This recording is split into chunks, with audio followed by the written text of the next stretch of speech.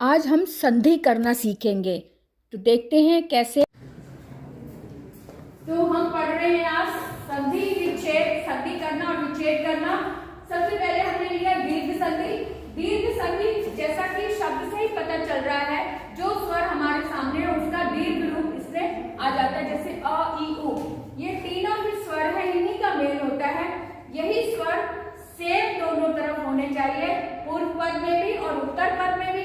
जैसे अ और आ मिलकर बड़ा आ, और चाहे वो दीर्घ स्वर हो चाहे वो ह्रस्व स्वर हो, दोनों तरफ एक ही स्वर होना चाहिए, समान स्वर होना चाहिए, तो उसी का दीर्घ रूप हो जाता है। इसी तरह से ई दोनों तरफ समान है तो बड़ी ई हो गया, दोनों तरफ ऊ है तो बड़ा ऊ हो गया। तो ये हो गया जो उसी स्वर का दीर्घ रूप होता, जहां पर वहां पर दीर्घ संधि होती है। जैसे उदाहरण दिया हमने विद्यालय। विद्यालय, इस विद्या में भी आ आया है, दोनों तरफ दीर्घ आ है ना, यहाँ पर भी दीर्घ आ है। ये वाला आ और ये वाला आ, दोनों का जो दोनों को मिलाया तो बन गया बड़ा आ, इसलिए यहाँ पर विद्यालय। इसका रिजल्ट क्या बना? विद्या और लय, ये बना इनको जोड़कर। ठीक है उदाहरण। अब बात करते हैं कि गुण संधि क्या होती है, कि दो स्वरों से जो तीसरा गुण बन जाए वो।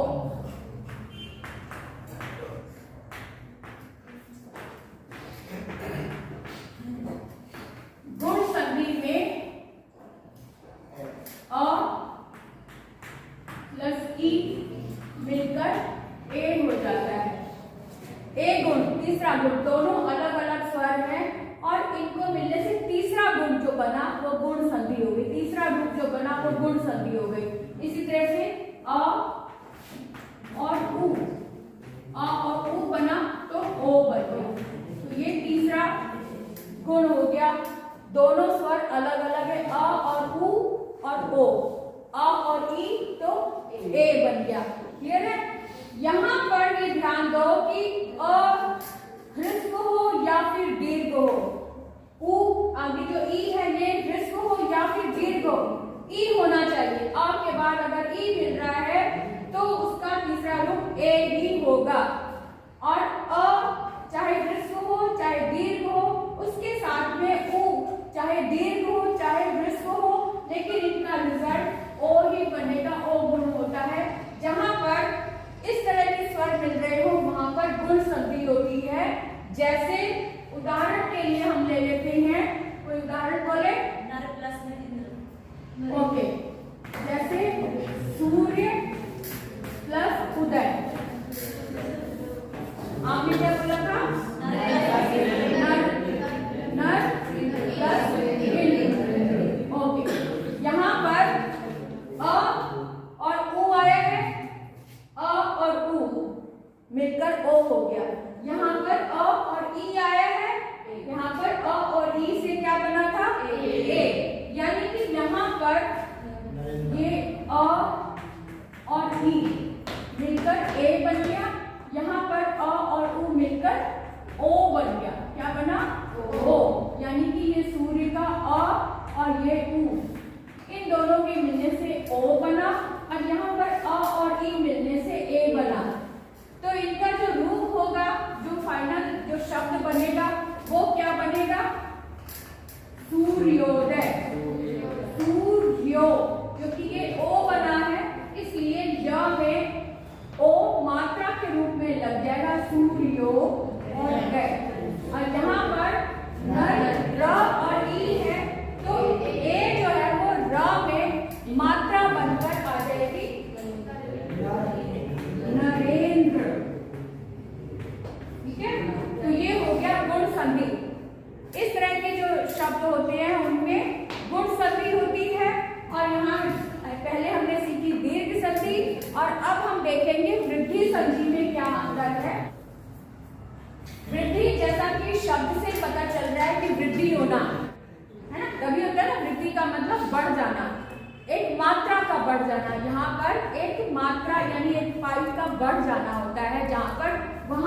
वृद्धि संधि होती है, और यहाँ पर होता है जैसे एक तरफ अ स्वर आया है और दूसरी तरफ ए आया है, तो ए जो है वो बड़ी ए बन जाएगी, ये है ना, क्योंकि छोटी ए जो है उसकी मात्रा ये होती है सिंगल।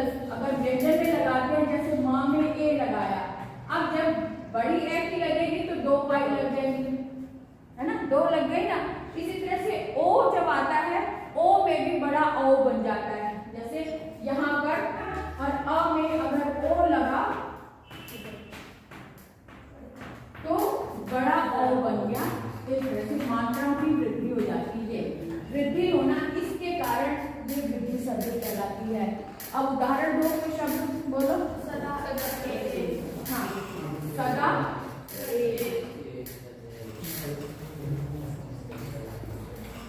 उदाहरण है हमारे सामने, सदा प्लस ए। अब यहाँ पर भी वही चीज है कि दीर्घ हो या फिर ह्रस्व हो, लेकिन आ होना चाहिए। पूर्व पद में ह्रस्व हो या दीर्घ हो लेकिन आ होगा, तो आ के बाद अगर ए आया है, चाहे वो छोटी ए हो या बड़ी ए हो, लेकिन ए होनी चाहिए और उसका रिजल्ट बड़ी ए ही बनेगा। इसी तरह से यहाँ पर अ आया है, सदा का आ, और ए आया है, इधर से दिखाई दे रहा है, तो मैं इधर खड़ी हो जाती हूँ, उधर वाले बच्चे छूट जाते हैं, आ और ए, तो इसका रिजल्ट जो होता है वो बड़ी ए ही बना। और जब दोनों शब्दों को जब जोड़ेंगे तब बनेगा वो सदैव। ये दा में बड़ी ए लग जाएगी, सदैव ये शब्द। अब ओ वाला कोई उदाहरण ले लो, तो ओ का उदाहरण भी देख लेते हैं। जल प्लस ओद, ना, अब ये ओ आया है, इधर अ और ओ मिलकर ओ बन गया, तो यहाँ पे शब्द बना हमारे सामने जलौट, क्योंकि अ और ओ मिलकर बड़ा ओ बन गया, है ना, ये अ और ये ओ हो गया। क्लियर है?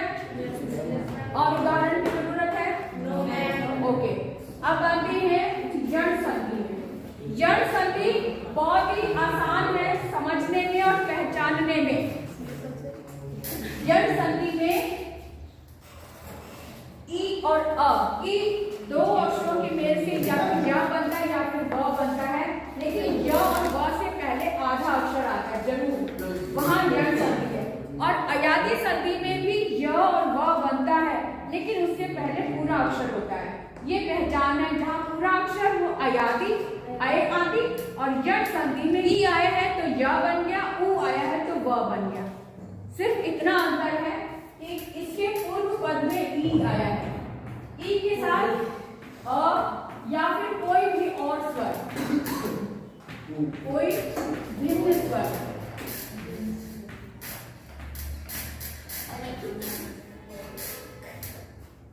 ई के साथ अ या फिर कोई भी और स्वर है, ई के साथ ई नहीं होना चाहिए, ई को छोड़कर कोई भी और स्वर आया है तो य बन जाएगा, ई का य हो जाएगा, ई का य हो जाएगा, यानी कि ई का य बन गया। ये जो है ये स्वर इसके साथ मिल गया, य में हल लगा रहा, अगर अ नहीं जोड़ेंगे तो ई का ये बन जाएगा हल वाला य, लेकिन अ मिल गया इसलिए इसलिए हल हट गया। अगर यहाँ ऊ होता तो ये यू बन जाता, अगर यहाँ ऊ होता तो यू बन जाता, अगर बड़ा ऊ होता तो यू बन जाता। तो जो भी स्वर इसके साथ आया है वो मात्रा बन के इसमें लग जाएगा और ई का या हो जाएगा, सिंपल बात। अगर यहाँ पर ऊ है, ऊ प्लस अ या फिर कोई भी स्वर, तो ऊ का व बन जाएगा, वो है, और ये आ मिल गया तो ये हल हट गया, और अगर यहाँ पे ऊ है तो ऊ बन गया। जो भी स्वर है वो मात्रा बनकर इसके साथ लग जाता है, ऊ का व और ई का या बन जाएगा, ये आपने देखना है। लेकिन इसका जब उदाहरण लिखते हैं हम, है ना, उदाहरण हमने लिया एक प्रति प्लस ए,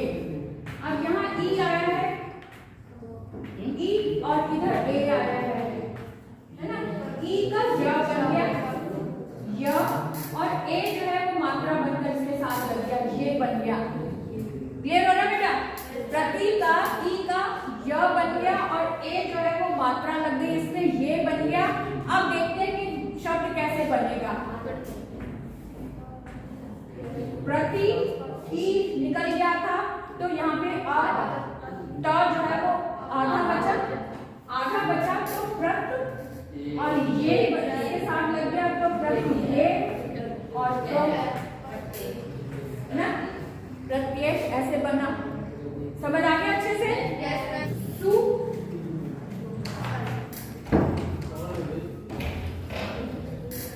यस बेटा आ जाइए।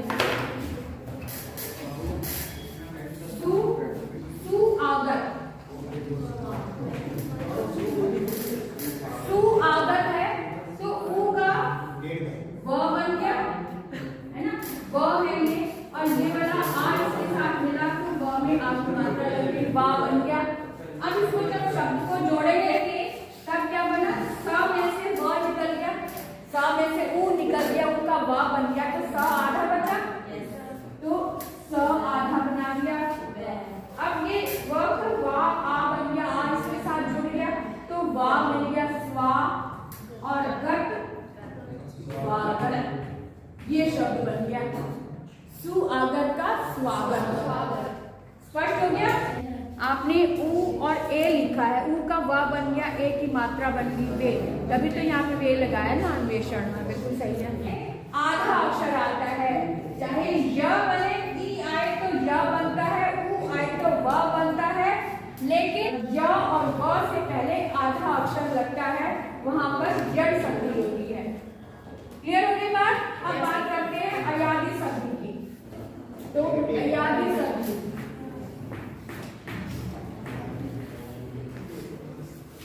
अयादी जैसे अय आदि बनता है, अयादी में अय बनता है या फिर अब बनता है, अय या फिर अब, अय या आय, अब या आप बनता है। यहाँ पर भी य ही बनता है, य व बनता है, लेकिन अ साथ में अ भी होता है। तो मैंने कहा था ना कि अयादी संधि में य या व से पहले पूरा अक्षर होता है, क्योंकि ये वाला अ उसमें मिल जाता है इसलिए पूरा अक्षर होता है, इसलिए आधा अक्षर नहीं होता। क्लियर हो रही बात? तो क्योंकि य से पहले अ आया है, ये वाली इस आ के कारण स्वर आधा नहीं रहता। ने प्लस अन, छोटी ए है और अ मिलकर अय बना, अय बना है ना। और इसको जब हम जोड़ेंगे तो ना में से हमने ए निकाल दिया, फिर यहाँ पे आधा ना बचा, तो आधा ना का मतलब है न, और ये वाला अ बन गया, इन दोनों के मेल से अय बना। तो ये वाला अ जो है ना, ये यहाँ पे हल लगा हुआ है और इस अ को अय को हमने यहाँ लगा दिया है ना। और अब ये वाला अन यहाँ पर भी ये होता है और ये वाला अन मन में मिल गया, यहाँ पर न बचा, यहाँ पर ये वाला न बचा तो क्या बना? न आधा है और ये अ मिल गया तो ये पूरा ना बन गया, ये वाला य और न और अगर यहाँ पे बड़ी ए होती तो नायन, यहाँ पर अब होता तो नायक, आए बनता है। छोटी ए से आए, बड़ी ए से आए।